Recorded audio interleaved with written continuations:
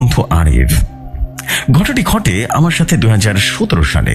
আর তুই তো 2018 সালে আমাদের মাদ্রাসার মাহফিলে এসেছিলি। দেখি না, চাটখিল থেকে আসার সময় তুই যে রাস্তা দিয়ে আসলি, আমাদের গ্রামে গোটা রাস্তাটা তেমন নীরবতা ছিল। আমি তখন বললাম, হ্যাঁ তাই তো, ঘটনাটি ওই রাস্তায় ঘটে, বুঝছিস। তখন আমি বললাম, ও আচ্ছা, তাহলে বল শুনি। তখন আরিফ ঘটনা বলতে শুরু করলো। একদিন আমি আর আমার চাচাতো ভাই রবিন বিকেলে সোনাই মুড়ে গিয়ে একটা কাজে গিয়েছিলাম। আর আসতে আসতে অনেক রাত হয়ে গেছে। সময় তখন রাত 11টা বাজে। রাস্তায় কোনো গাড়ি ঘোড়া পাচ্ছিলাম না। তো আর কি করার, আমি আর রবিন হাঁটতে লাগলাম। রাত খুব গভীর হয়ে গেছে। আমি এবং রবিন হাঁটতে হাঁটতে বাড়ির পথে চলে যাই এবং রাস্তায় কোনো মানুষ নেই, চারিদিকে নিস্তব্ধ হয়ে আছে। রাস্তার দুপাশে বাগান।